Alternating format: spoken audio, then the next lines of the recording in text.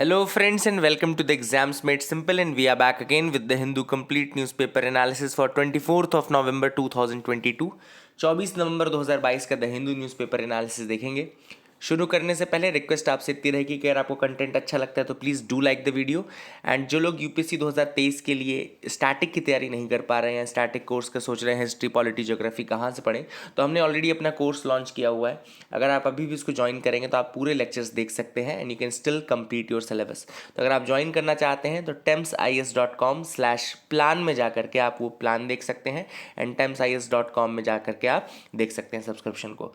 तो स्टार्ट करते हैं आज का न्यूज़पेपर एनालिसिस। सबसे पहले क्वेश्चन सवाल जो कि आपके प्रीलिम्स के लिए आपको और थोड़ा मजबूत बनाएंगे।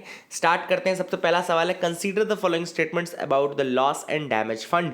तो लॉस एंड डैमेज फंड के रिगार्डिंग स्टेटमेंट्स हैं। पहला स्टेटमेंट कह रहा है it is an initiative of the coalition for disaster resilient infrastructure. दूसरा स्टेटमेंट कह रहा है it aims to provide financial assistance to poor nations stricken by climate disaster. आपको बताना है कि कौन सा स्टेटमेंट इनमें से रॉन्ग है, इनकरेक्ट स्टेटमेंट कौन सा है, one only, two only, both या नन। बहुत ही आसान सवाल है, मैंने आप लोग को पढ़ाया था। लॉस एंड डैमेज फंड अभी रिसेंटली जो COP27 हो रहा है शर्म शेख इजिप्ट में, वहाँ पर एक नया मैकेनिज्म निकाला गया है लॉस एंड डैमेज फंड का, है ना। और जो कि क्या करेगा, एक तरीके से जो poor nations which have faced the wrath of climate disasters, मतलब ऐसे नेशंस जहाँ पे क्लाइमेट डिजास्टर्स हुए हैं, जो भी उनका लॉस हुआ है उसको कवर करने के लिए ये फंड बनाया गया है। तो this is the second statement is right but the first statement is wrong. CDRI का इनिशिएटिव नहीं है, CDRI खुद एक इंडिया का इनिशिएटिव है, तो दैट इज नॉट करेक्ट। ठीक है, दूसरे सवाल पे आते हैं। Network readiness index. Network readiness index कौन निकालता है? ऑप्शन है वर्ल्ड इकोनॉमिक फोरम, बी है इंटरनेशनल टेलीकम्युनिकेशन यूनियन, सी है पोर्टलैंड्स इंस्टीट्यूट, या डी है इंटरनेट सिक्योरिटी अलायंस। तो आपको बताना है कौन सा निकालता है network readiness index. The correct answer for this is C, Portland's institute. Portland's institute निकालता है नेटवर्क रेडीनेस इंडेक्स। ठीक है ना, याद रखिएगा। देन मूव करते हैं थर्ड क्वेश्चन में। आज का तीसरा सवाल है, with reference to election commissioner consider the following statements. Election commissioner के हिसाब से आपको बताना है कौन सा स्टेटमेंट इनमें से सही है। पहला स्टेटमेंट कह रहा है the tenure of the chief election commissioner has not been defined by the constitution of India. Second statement कह रहा है the constitution has not prescribed the qualification of the members of the election commission. आपको बताना है कि कौन सा statement correct है यहाँ पे, ठीक है ना। Which of the following statements are correct. देखो पहला स्टेटमेंट गलत है, the tenure has been defined by the constitution of India. Second statement is पहला स्टेटमेंट गलत हो गया, second statement is wrong. Second statement is wrong, why नहीं, second statement is right, first is wrong, second is right. ठीक है ना, first is wrong, second is right. दूसरा बिल्कुल सही, constitution has not prescribed the qualifications of the members of the election commission. कोई qualification, in fact जब हम chief election commissioner के प्रॉब्लम्स पढ़ते हैं, कल ही मैंने आपको सारी चीज़ें पढ़ाई भी थी। अगर हम चीफ इलेक्शन कमिश्नर के प्रॉब्लम्स पढ़े तो हम उसमें कई बार हमने पढ़ा है कि कोई क्वालिफिकेशन नहीं मेंशन किया है। ठीक है ना, कोई भी क्वालिफिकेशन मेंशन नहीं किया गया and that is the issue, that is the major issue which happens. ठीक है ना, तो I hope you got clarity regarding that. आगे मूव करते हैं, देखते हैं और क्या इंपॉर्टेंट न्यूज़ आर्टिकल्स है। फ्रंट पेज की सबसे पहली न्यूज़ है, अब जो कल मैंने आपको बताया था कॉन्स्टिट्यूशनल बेंच बनाई गई है, जस्टिस KM जोसेफ उसको लीड कर रहे हैं, और उसमें काफ़ी ज़्यादा उन्होंने पॉइंट आउट किया कि इलेक्शन कमिश्नर्स जो आ रहे हैं, चीफ इलेक्शन कमिश्नर्स जो आ रहे हैं, उनके टेनियर बहुत कम है। मतलब जो प्रिस्क्राइब्ड 6 साल का टेनियर है या 65 ईयर्स का टेनियर है, तो उसमें से ज़्यादा से ज़्यादा वो 100 दिन, 200 दिन, 150 दिन, इतने के लिए ही इलेक्शन कमिश्नर बन पाते हैं, चीफ इलेक्शन कमिश्नर। और अपना पूरा जो 6 साल का टेनियर है वो तो हार्डली किसी ने पूरा किया होगा। तो इस कारण से उन्होंने इस चीज़ को बताया है। दूसरी चीज़ उन्होंने पॉइंट आउट किया कि इलेक्शन कमिश्नर्स जो आ रहे हैं, they are actually acting like a yes man. मतलब कि उनके पास गट्स नहीं है, प्लस वो एक भी मतलब अपोज नहीं कर पा रहे हैं। अगर जो क्रेडिबिलिटी होनी चाहिए इलेक्शन कमिश्नर की, वो इतनी होनी चाहिए कि अगर उसको प्राइम मिनिस्टर के अगेंस्ट भी कुछ बोलना है तो भी वो हिचकिचाए ना। तो यहाँ पे यही चीज़ सुप्रीम कोर्ट ने पॉइंट आउट किया that India needs election commissioners who would not shark even from taking on the prime minister if and when required। ठीक है ना, and just not just a weak need yes man। ऐसा नहीं कि कमज़ोर घुटनों वाला yes man हो, weak need yes man। बहुत अच्छा ये proverb है जो कि यूज़ किया गया है ना, weak need yes man। अब आप सबको पता होगा कि appointment of chief election commissioners and election commissioners is done by मतलब उन्होंने प्रपोज किया है appointment of chief election commissioners and election commissioners by collegium of prime minister, chief justice of India and leader of opposition, ठीक है ना। And इसके अलावा उन्होंने कहा कि इक्वल प्रोटेक्शन होनी चाहिए सीईसी एंड ईसी को। जैसे अभी अगर आप देखें रिमूवल का प्रोसीजर, अगर सीईसी का अगर हम देखें तो वो प्रोसीजर है कि उसको तो रिमूव करते हैं जज ऑफ सुप्रीम कोर्ट के जैसे, लेकिन अदर ईसीज को अगर आपको रिमूव करना है तो जस्ट चीफ इलेक्शन कमिश्नर्स का आपको कंसल्टेशन चाहिए, उसके बाद आप रिमूव कर सकते हैं। रूल मेकिंग पावर जो है इलेक्शन कमीशन को देनी चाहिए, जैसे कि सुप्रीम कोर्ट को दिया है, लोकसभा को दिया है, राज्यसभा को दिया है, तो election related rule making power of किसको दे, इलेक्शन कमिश्नर को दे। देन इंडिपेंडेंट सेक्रेटेरिएट दें budget for the commission, and independent secretariat होना चाहिए and budget for the commission. Independence is not an unruly horse, independence also partakes in playing by the rules of the game, है ना। In areas where election commission has discretion he should exercise that discretion and show independence. तो justice के M Joseph ने बहुत clearly ये कह दिया कि हमको डोसाइल यस मैन नहीं चाहिए, we don't need a docile yes man, है ना, we need a proper strong need person आप बोल सकते हो ना। एंड जस्ट यस मैन अगर आप करोगे तो वो तो आपके खिलाफ कभी कुछ बोलेगा ही नहीं, docile man will not say anything about you against you, है ना। तो that is the thing which has been highlighted by the court. And अभी रिसेंटली अरुण गोयल का चुनाव किया गया था एज इलेक्शन कमिश्नर, तो कोर्ट ने ये भी कहा है कि 24 घंटे के अंदर आप हमको प्रोड्यूस करो वो file of appointment of former IAS officer Arun Goyal as election commissioner. तो अगर आपने सही किया है, पूरी प्रोसेस फॉलो की है, तो आपको दिखाने में कोई दिक्कत नहीं होनी चाहिए। This is what has the court ordered. अब यहाँ पे कोर्ट ने एक और चीज़ बोली थी, उन्होंने TN सेशन जी का नाम लिया था। आप सबको याद होना चाहिए TN सेशन जी एक बहुत ही इंपॉर्टेंट चीफ इलेक्शन कमिश्नर रहे इंडिया के, और he is known for his aggressive electoral reforms from 1990 to 1996। याद रखिएगा, TN Seshan is known for aggressive electoral reforms from 1990 to 1996, ठीक है ना। तो is known for those reforms and all. तो इनके बारे में भी काफ़ी ज़्यादा इंपॉर्टेंट है। इस साल क्वेश्चन लग रहा है इलेक्शन कमीशन के ऊपर आ सकता है एक बार, तो आप थोड़ा इसको ध्यान दीजिएगा। Now Scottish parliament can not hold poll for independence. Court ने, अब जो UK का सुप्रीम कोर्ट है उसने ये रूलिंग दी है कि जो स्कॉटिश पार्लियामेंट है उसके पास पावर नहीं है to conduct a referendum on Scotland's independence from the United Kingdom without the consent from the United Kingdom's parliament in Westminster.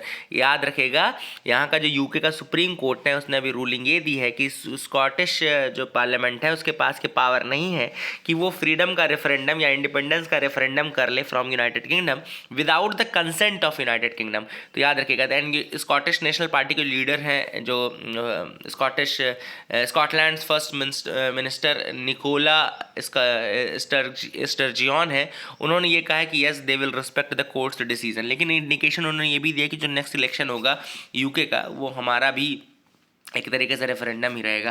तो this is what they have highlighted. हालांकि UK supreme court ने clear कर दिया कि Scotland जो है अपना independence का रेफरेंडम तब तक नहीं कर सकता जब तक UK खुद उसमें मतलब एग्री ना करे।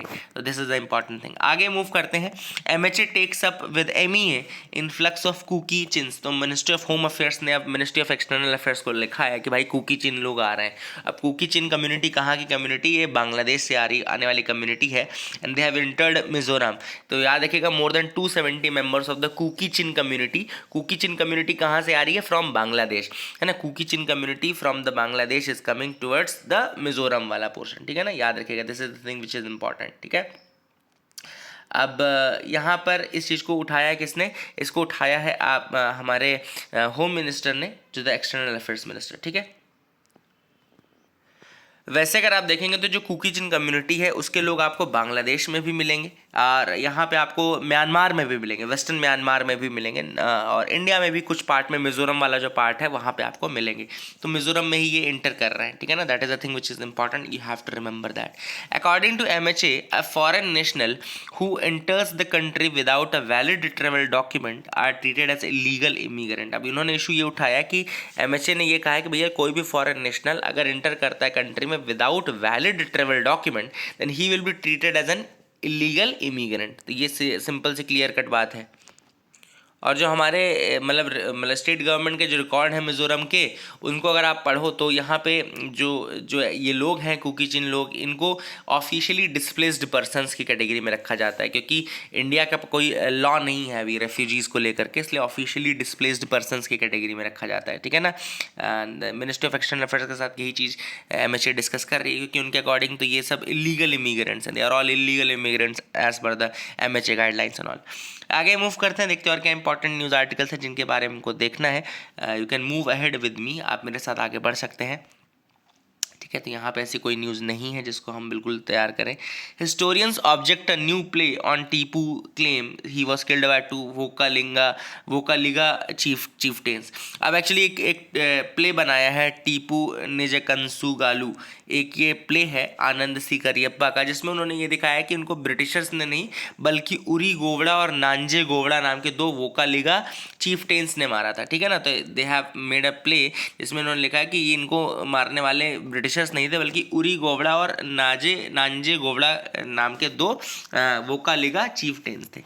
तो यहाँ पे मैं आपको बता दूं कि टीपू सुल्तान, अगर आपको पता हो कि जो हिस्टोरिकल अकाउंट्स है वो एटलीस्ट ये बोलते हैं कि जो 4th एंग्लो मैसूर वॉर था, the 4th Anglo Mysore war, first में तो हैदर अली लड़ा था, सेकंड में हैदर अली बीच में मर गया था और टीपू सुल्तान लड़ा, थर्ड फिर टीपू सुल्तान लड़ा जिसमें वो हार गया, एंड फोर्थ था जिसमें कि उसकी डेथ हुई थी, है ना, श्रीरंगपट्टनम में 4th battle Anglo Mysore war, जो कि आपका 1799 में चल रहा था, 1799 में चल रहा था, उसमें उसकी डेथ हुई थी, ठीक है ना। तो I hope you will remember these facts regarding that, and ये आप याद रखिएगा, ठीक है। These are the things very very important, ठीक। तो ये आप याद रख सकते हैं। आगे मूव करते हैं, देखते हैं और क्या इंपॉर्टेंट न्यूज़ आर्टिकल्स है। ISRO to launch Oceansat 8 nano satellites on Saturday. ISRO यानी कि इंडियन स्पेस रिसर्च ऑर्गेनाइजेशन जो है वो अर्थ ऑब्जर्वेशन सैटेलाइट 06 EOS 06 और उसके साथ 8 नैनो सैटेलाइट्स लॉन्च करेगा, polar satellite launch vehicle C-54 की मदद से। याद रखिएगा PSLV C-54 की मदद से EOS 06 यानी कि earth observation satellite number 06, and इसके अलावा 8 नैनो सैटेलाइट्स भी लॉन्च की जाएंगी, ठीक है ना।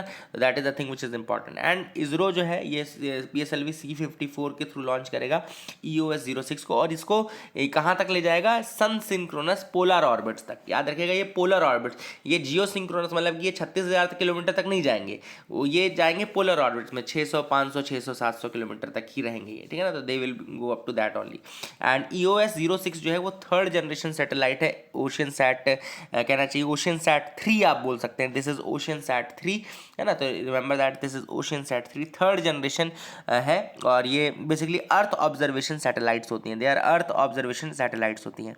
एंड जो 8 नैनो सैटेलाइट्स हैं उनमें से इसरो 2 सैटेलाइट भूटान की जिनका नाम आनंद और एस्ट्रोकास्ट है, याद रखिएगा, एंड ये भी लॉन्च करने वाला है, मतलब भूटान की लॉन्च करने वाला है, then Anand Astrocast and Thybolt satellites को लॉन्च करने वाला है। तो ठीक है, these are the things which you can remember, and ये मिशन जो है ये लॉन्च किया जाएगा, these are the things which are important. इसके अलावा ऑलरेडी इसके पहले ओशियन सैट 2 जा चुका है ना, जो कि ओशियन सैट 2 ऑलरेडी जा चुका है, और इस बार भूटान की सैटेलाइट्स इन सैट 2 भी जो है लॉन्च की जाएगी, है ना। तो these are the facts which you can remember अगर आपसे कोई पूछता है तो, ठीक है ना।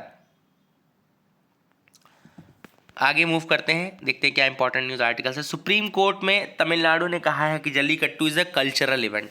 तो सुप्रीम कोर्ट में अभी एक पिटीशन चल रही है जल्लीकट्टू को लेकर के, जिसमें जल्लीकट्टू के बारे में उन्होंने कहा कि it is not just a religious event, it's a religious as well as cultural event, it is a religious as well as cultural event, and इसीलिए उन्होंने आर्टिकल 29(1) को कोट करते हुए कहा है कि जो बुल टेमिंग स्पोर्ट्स है वो कल्चरल हेरिटेज है स्टेट का, एंड प्रोटेक्टेड है अंडर 29(1) ऑफ द कॉन्स्टिट्यूशन, ठीक है ना। इस पर सुप्रीम कोर्ट ने जो पहले इनकी जो सुप्रीम कोर्ट की जो वर्डिक्ट थी वो जल्लीकट्टू को रोकने की, वो किसके बेसिस पे थी, that was on the cruelty to the animals, ठीक है ना, क्रुएलिटी टू द बुल्स, ठीक है ना। तो इस बेसिस पे इसको रोका गया था, but now they are saying that it is religious as well as cultural event, article 29(1) में ये सेव्ड है। तो अब देखते हैं कि जस्टिस KM जोसेफ इसको किस तरीके से लेते हैं। I don't think his judgement is very in favour of Jallikattu. आगे मूव करते हैं, fixing India's malnutrition problem. यहाँ पे ऑथर ने बात की कि जो ग्लोबल हंगर इंडेक्स है उसको अगर हम देखें तो इंडिया की रैंकिंग, ग्लोबल रैंकिंग 107 आई है आउट ऑफ 121 कंट्रीज़, है ना। और गवर्नमेंट ने हालांकि कहा है कि ये रिपोर्ट सही नहीं है और ये कहा है कि ये कॉन्स्पिरेसी है against India and all, but overall फिर भी अगर हम इसके आंकड़े को ज़रा सा भी सही मानते हैं तो स्टेटस जो है इंडिया में न्यूट्रिशन का वो पुअर है, ठीक है ना, वी कैन से दैट, है ना। ये चीज़ हमारे नेशनल फैमिली हेल्थ सर्वे में भी आई है कि the childrens below the age of 5 years उसमें से लगभग 35.5% स्टंटेड है, 19.3% है जिनमें वेस्टिंग की प्रॉब्लम है एंड 32.1% अंडर वेट है, ठीक है ना। तो ये सारी समस्या जो है ये किससे है, मैल न्यूट्रिशन से रिलेटेड है, स्टंटिंग, वेस्टिंग, अंडर वेट, ये सारी किससे है, मैल न्यूट्रिशन से ही संबंधित है, ठीक है ना। तो बहुत सारे गैप्स हैं जो कि हैं अभी भी, एंड क्या वो गैप्स हैं उनको एक एक करके हाईलाइट किया गया है ऑथर द्वारा। तो ऑथर ने जो सबसे बड़ा पॉइंट उठाया है ना वो ये उठाया कि अभी भी बहुत सारा फंड जो रिलीज़ किया गया है वो यूटिलाइज नहीं है। तो फर्स्ट आप प्रॉब्लम लिख लीजिए, what are the major problems with these missions like Poshan Abhiyan. ये the first is the funding is not fully utilised, funding is not fully utilised. अच्छा, जब फुल्ली यूटिलाइज नहीं करोगे तो क्या होगा, धीरे धीरे फंड्स कम होने लगेंगे, एंड वो चीज़ हमको देखने को भी मिली। आप अगर देखो, चाहे वो किसी भी स्कीम को अगर आप उठा कर देख लो, चाहे पीएम पोषण स्कीम को देख लो, चाहे आप ICDS स्कीम को देख लो, चाहे आप पोषण शक्ति निर्माण स्कीम को देख लो, the budget has been released 21% lower than the expenditure of the last years. मतलब कि 21% 20% तक बजट को कम कर दिया गया था, ठीक है ना, और मार्जिनल इंक्रीज और या फिर डिक्रीज ओवरऑल देखने को मिला है। तो कुल मिलाकर क्या था कि कहना कि फंड्स आपने प्रॉपर यूटिलाइज नहीं किए, जब प्रॉपर आप यूटिलाइज नहीं करोगे तो उसका बजट गिरने लगेगा, तो बजट डिक्रीज करने लगे, फंडिंग रिड्यूस कर दी गई, ठीक है ना। जितने फंड की ज़रूरत है उतना फंड नहीं रिलीज किया गया बजट में फॉर दीज प्रोग्राम्स लाइक पोषण 2.0, ICDS integrated child development scheme, याद रखेगा, है ना। ये भी आपको पता है कि जो ये पोषण 2.0 स्कीम है और ICDS स्कीम है, अब इसको किसके अंतर्गत ला दिया गया है, बहुत मतलब ये सारी चीज़ें मर्ज कर दी गई हैं। All these programmes are have been merge now, but budget उसके हिसाब से प्रोड्यूस नहीं किया जा रहा है, बजट भी उसी हिसाब से मर्ज करते जा रहे हैं लोग। इसके अलावा ऑथर ने ये भी बताया कि जो पर कैपिटा कॉस्ट है सप्लीमेंट्री न्यूट्रिशन प्रोग्राम्स की, उसको 2017 से अभी तक नहीं बढ़ाया गया है, और केवल 41% ऑफ द फंड जितना रिक्वायर्ड है उसका केवल 41% ऑफ द फंड ही दिया गया है।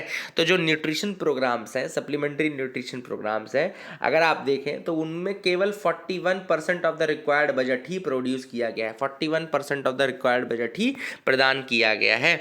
इसके अलावा ऑथर ने ये भी मेंशन किया है कि जो 50% चाइल्ड डेवलपमेंट प्रोजेक्ट ऑफिसर्स की जो पोस्ट है, 50% of the child development project officers की जो पोस्ट है वो अभी भी वैकेंट है, specially in the state of Jharkhand, Assam, Uttar Pradesh, Rajasthan, ठीक है ना। चाइल्ड डेवलपमेंट प्रोजेक्ट ऑफिसर, क्योंकि जब चाइल्ड डेवलपमेंट प्रोजेक्ट ऑफिसर रहेगा तब तो वो देख पाएगा कि चाइल्ड डेवलपमेंट रिलेटेड प्रोजेक्ट्स में क्या प्रोग्रेस चल रही है, क्या नहीं चल रहा है, ठीक है ना। इसके अलावा अगर आप देखें तो पीएम पोषण एक वाइडली रिकॉग्नाइज रेवोल्यूशनरी स्कीम है, जो कि कोशिश कर रही है कि एक्सेस टू एजुकेशन चिल्ड्रंस को मिले और उनको प्रॉपर न्यूट्रिशन प्रदान हो, ये सारी चीज़ें प्रदान हो, लेकिन फिर भी the results are not coming at that pace, results are not coming at that pace. तो यहाँ पे ऑथर ने क्या कहा है कि आप लोगों को क्या करने की ज़रूरत है, पहली चीज़ तो फंड्स का proper utilisation, the fund should be properly utilise.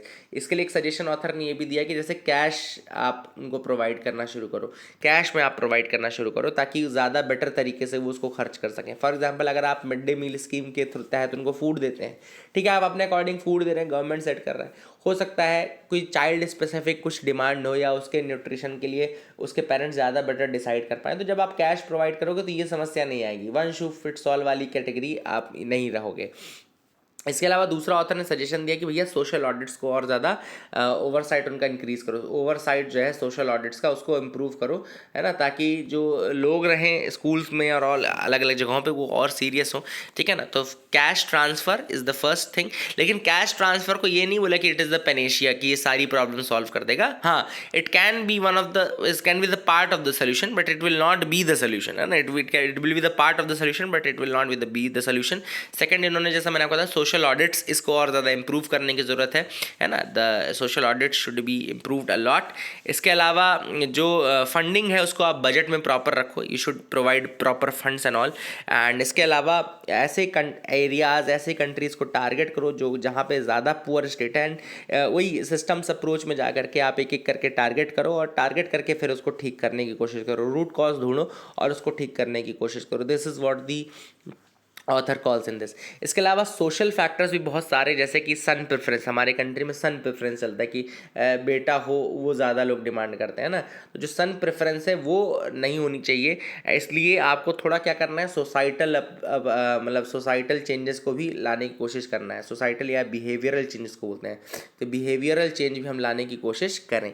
तो these are the things which have been mentioned by the author in this article. I hope you got clarity regarding that. अगली न्यूज़ है, India is losing its cherished right to know. India is losing its cherished right to no.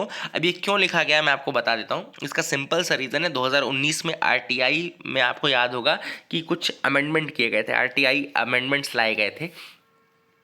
उन amendments के दौरान क्या किया गया, let me tell you what happened in these amendments. उन amendments के दौरान ये किया गया कि पहला तो टर्म्स ऑफ इंफॉर्मेशन कमिश्नर्स जो था, मतलब कि पहले क्या बोलता था act, the act stated that CIC and other ICs which are appointed at the central level and state level will hold the office for a term of 5 years, है ना, याद रखिएगा, will hold the office for a term of 5 years। अब जो नया bill आया था उसने ये कह दिया कि the provision says that the central government will notify the term of the office of CIC and IC। तो पहली चीज़ तो उन्होंने क्या ली, जो सिक्योरिटी ऑफ टेन्योर था 5 साल का वो छीन लिया, और कहा कि जो सेंट्रल गवर्नमेंट है वो बताएगा कि क्या टेन्योर होगा इलेक्शन कमिश्नर का, चीफ इंफॉर्मेशन कमिश्नर का और इंफॉर्मेशन कमिश्नर्स का। दूसरा, the act states that the salary of the CICs and ICs will be equivalent to the salary paid to the chief election commissioner and election commissioners respectively। मतलब chief information commissioner की salary chief election commissioner के बराबर और information commissioners की salary election commissioners के बराबर होनी चाहिए। This is what the provision was, ठीक है ना। नाउ इसको भी अमेंड कर दिया गया और ये भी कहा गया, क्या बोला कि जो सेंट्रल गवर्नमेंट है वो सेंट्रल गवर्नमेंट डिटरमाइन करेगा कि क्या टर्म्स कंडीशंस होंगी, क्या अलाउंसेस होंगे, क्या दिया जाएगा।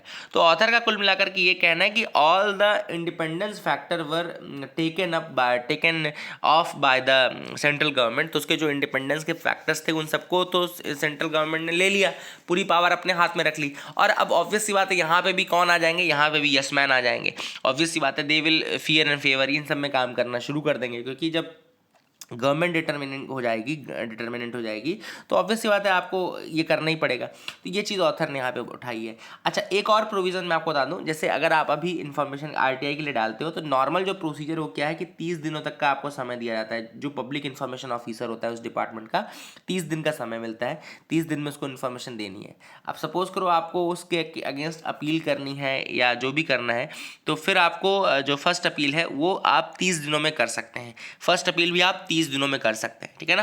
फर्स्ट अपीलेट अथॉरिटी के पास 30 दिन रहते हैं रिप्लाई करने के लिए, या अगर उसके पास रिटर्न में वो रीज़न दे सकता है तो 45 दिन रहते हैं। फर्स्ट अपीलेट अथॉरिटी 45 दिन में आंसर दे सकती है।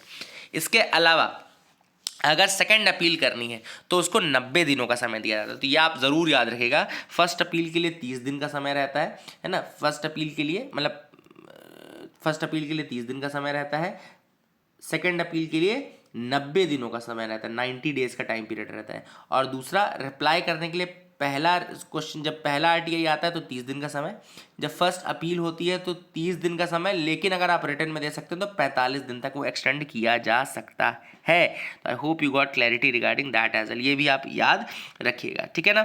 और सेकंड अपील का डिसीजन का कोई टाइम फ्रेम लिमिटेड नहीं है, सेकंड अपील का टाइम फ्रेम लिमिटेड नहीं है, वो अनलिमिटेड टाइम है, क्योंकि वो इलेक्शन इन्फॉर्मेशन कमिश्नर के पास जाता है, ठीक है ना। तो 2019 में जब अमेंडमेंट हुआ तो पूरी की पूरी पावर किसने ले ली, सेंट्रल गवर्नमेंट ने ले ली। तो जो उनकी इंडिपेंडेंस थी उसको छीन लिया, the independence was taken of, है ना। इंडिपेंडेंस जब आप छीन लोगे तो ये कैसे काम कर पाएंगे इंस्टीट्यूशंस, ठीक है, आगे मूव करते हैं, देखते क्या इंपॉर्टेंट न्यूज आर्टिकल है। SEBI's plan to tackle the market rumour. अब सेबी यानी कि जो securities exchange board of India है, आप सबको पता है सिक्योरिटीज मार्केट का रेगुलेटर है ये, जो हमारा शेयर मार्केट हम ये सब बोलते हैं जो, तो सेबी का ये प्लान है कि जो मार्केट में र्यूमर्स आते हैं, क्या होता है र्यूमर्स आजकल इंटरनेट के ज़माने में, टेक्नोलॉजी के ज़माने में बहुत जल्दी जल्दी चलते हैं।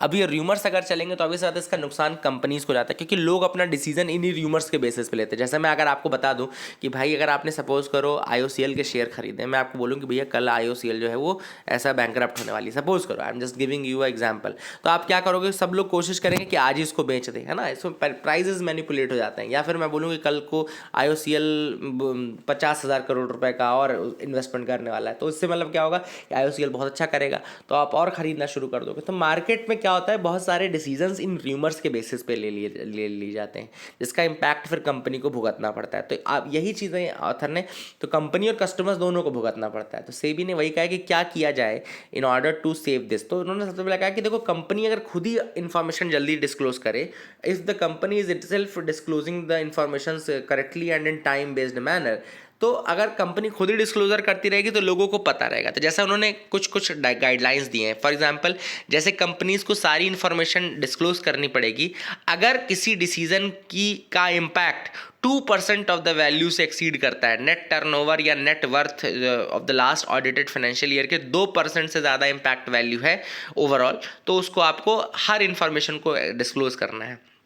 या फिर 5 साल या फिर 5% है of the 3 years average of absolute value of profit loss after tax and all, तो उसके 5% की भी वैल्यू अगर है उस डिसीजन की, तो आपको वो मतलब शो के बताना पड़ेगा उसके बारे में। इसके अलावा companies also need to disclose any action initiated by regulatory, statutory या इन्फोर्समेंट या जुडिशरी अथॉरिटी। क्या होता है, कंपनीज कई बार उनके अगेंस्ट कुछ रेगुलेटरी या स्टैट्यूटरी एक्शन होता रहता है और वो बताते नहीं है ना, फिर एकदम से जब पता चलता है तो शेयर मार्केट में भगभड़ मचती है और फिर उसका इम्पैक्ट कस्टमर्स को भुगतना पड़ता है। तो उन्होंने कहा कि अगर कोई भी इस तरीके की इंक्वायरी होती है आपके अगेंस्ट किसी भी रेगुलेटरी, स्टैट्यूटरी या इन्फोर्समेंट बॉडी के द्वारा, तो आपको वो डिस्क्लोज करनी है। तीसरा इन्होंने कहा है कि कोई भी अगर आपके यहाँ कोई भी रिजाइन करता है या आपके बोर्ड में डायरेक्टर्स में कोई जाता है, तो आपको उसकी इन्फॉर्मेशन भी 7 दिन के अंदर रिवील करनी, within 7 days you have to reveal that information as well. इसके अलावा इन्फॉर्मेशन डिस्क्लोजर के लिए उन्होंने ये कहा है कि जो डिस्क्लोजर है पर्टेनिंग टू इवेंट्स ऑफ और information emanating from with in the company should be made with in 12 hours. जो भी आपको इन्फॉर्मेशन देनी है, अभी तक क्या था कि एग्जिस्टिंग मैंडेट है 24 घंटे का, 24 आवर्स का, तो उसकी जगह आप 12 घंटे आप कट करो। मतलब अभी इसको इन्फोर्स हालांकि नहीं किया गया है, आई डोंट थिंक इसको इन्फॉर्म, लेकिन इसको मतलब काफ़ी ज़्यादा प्रपोज किया, सेबी ने प्रपोज किया है कि disclosure should be with in 12 hours. इसके अलावा जो भी डिसीजन आप ले रहे हैं बोर्ड ऑफ डायरेक्टर्स की मीटिंग में, उसको 30 मिनट के अंदर आप डिस्क्लोज कर दें टू द कंज्यूमर्स, 30 मिनट्स के अंदर आप डिस्क्लोज कर दें। तो all this things have been mentioned in this article. अगला न्यूज़ आर्टिकल जो है एल नीनो और ला नीना के बारे में है। तो if you want I can explain you, तो I will just explain you the phenomena of the El Nino and La Nina, ठीक है ना। तो याद रखिएगा, वैसे इसको क्या बोलते हैं, इसको एनसो बोलते हैं, this is known as the ENSO, यानी कि El Nino southern oscillation. Southern oscillation क्यों, जैसे ऑसिलेशन वर्ड का मतलब क्या होता है, जैसे ऑसिलेशन क्या होता है, इस तरीके से पेंडुलम स्विंग होता है ना, पेंडुलम इस तरीके से स्विंग होता है, यहाँ से गया फिर ऐसे ऐसे गया, फिर यहाँ आया, फिर ऐसे ऐसे गया, फिर यहाँ आया, फिर ऐसे ऐसे गया, यहाँ आया, फिर ऐसे ऐसे गया, यहाँ आया। तो ये पेंडुलम का स्विंग होता है। यहाँ पे वही स्विंग टेम्परेचर का स्विंग हो रहा है, टेम्परेचर का स्विंग मतलब कि जो वार्म वाटर है उसका हो रहा है, कि वाटर कैसे इधर से यहाँ वार्म वाटर आ रहा है पहले, तो मतलब ये अगर पैसिफिक ओशियन है, ये पूरा पैसिफिक ओशियन है, पैसिफिक ओशियन का ये ईस्टर्न साइड है, पैसिफिक ओशियन का ये वेस्टर्न साइड है, तो पहले ईस्ट से वेस्ट कैसे वार्म वाटर ट्रेवल करेगा because of the trade winds, and फिर किस तरीके से वो वेस्ट टू ईस्ट ट्रेवल करेगा। तो let me show you 3 diagrams for this. 3 phases में हम पूरे एनसो फिनोमिना को पढ़ सकते हैं। एक है न्यूट्रल फेज, दूसरा है एल नीनो फेज एंड तीसरा है ला नीना फेज, ठीक है ना। तो लेट मी शो यू। देखो नॉर्मल फेज़ ये रहता है कि जो मतलब ये आपको ईस्टर्न पैसिफिक दिख रहा है और ये वेस्टर्न पैसिफिक दिख रहा है, तो एक्चुअली यहाँ पे कहीं बीच में वार्म वाटर रहता है, टेम्परेचर यहाँ पे ज़्यादा रहता है, ठीक है ना, इस एरिया में ज़्यादा रहता है। अब क्या होता है कि जो ट्रेड विंड्स है, आप सबको पता है कि यहाँ पर ट्रेड विंड्स हैं, ट्रॉपिकल एरियाज़ में ट्रेड विंड्स बहती हैं, वो ईस्ट टू वेस्ट बहती हैं, ठीक है ना, ट्रेड विंड्स जो है वो ईस्ट टू वेस्ट बहती हैं। तो वो अपने साथ क्या करती हैं, इस टेम्परेचर को नॉर्मली यहाँ ले आते हैं। तो ये न्यूट्रल फेज़ है, इसमें नॉर्मल जो वार्म टेम्परेचर है वो किधर जा रहा है, वेस्टर्न पैसिफिक की तरफ जा रहा है। ये आपको पता है, यहाँ पे आपका पेरू है, this is the Peruvian coast and this is your जो ऑस्ट्रेलिया और इधर आपका साउथ ईस्ट एशिया ये वाला पोर्शन है, ठीक है ना। तो नॉर्मल फेज में हमने क्या देखा कि ट्रेड विंड्स जो है वो वार्मर टेम्परेचर को किधर ले जा रही है, वेस्टर्न पैसिफिक की तरफ ले जा रही है। नॉर्मल वर्किंग यही होनी चाहिए थी, ठीक है ना।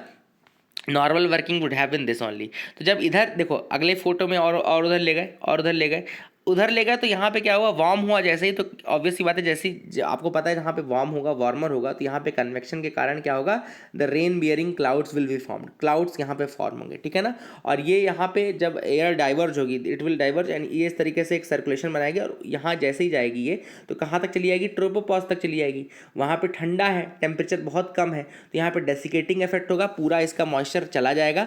जब मॉइस्चर चला जाएगा तो यहाँ पर जो नीचे एयर आने वाली है वो यहाँ पे कोल्डर इम्पैक्ट, मतलब कि यहाँ पे बारिश नहीं होगी। तो एक्चुअली इस तरीके के एक वॉकर साइकिल बनेगा। Let me show you if I can show you that. तो अगर आप देख सकते हैं यहाँ पे ये इस तरीके का एक वॉकर सर्कुलेशन बनेगा जिसमें कि ईस्टर्न पैसिफिक साइड में आपकी बारिश नहीं होगी, वेस्टर्न पैसिफिक साइड में because of convection, because of the warmer temperature आपकी बारिश होगी। So this is the your normal phase.